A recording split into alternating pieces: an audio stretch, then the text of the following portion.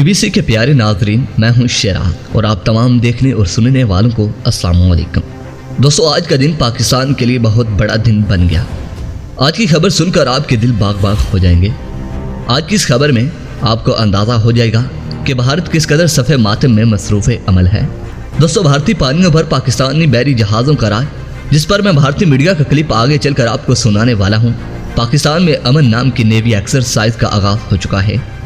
इस हवाले से पाकिस्तान की बहुत बड़ी कामयाबी के हवाले से एक बहुत बड़ी खबर सामने आ चुकी है, जिस पर भारतीय मीडिया का क्लिप आपको सुनाने से पहले आपको इस खबर के पस मंजर से आगाह करता चलूं। दोस्तों, इस वक्त पाकिस्तान में 45 ममालिक की फौजी नेवी मौजूद हैं जो अमन 2021 नेवल एक्सरसाइज में हिस्सा ले रही हैं, जिसमें नेटो ममालिक भी शामिल हैं। लेकिन पाकिस्तान की इस कामयाबी को आज़म करना भारत के लिए बहुत मुश्किल काम है, जिस पर आप भारतीय मीडिया का क्लिप मुलाहिजा करें। 45 देशों के साथ पाकिस्तान की वॉर एक्सरसाइज, कराची कॉप्स के जवानों ने किया युद्धाभ्यास। रेगिस्तान में पाकिस्तानी जवानों की एक्सरसाइज, बड़ी खबर, सीधे शॉट्स के साथ दिखाएं।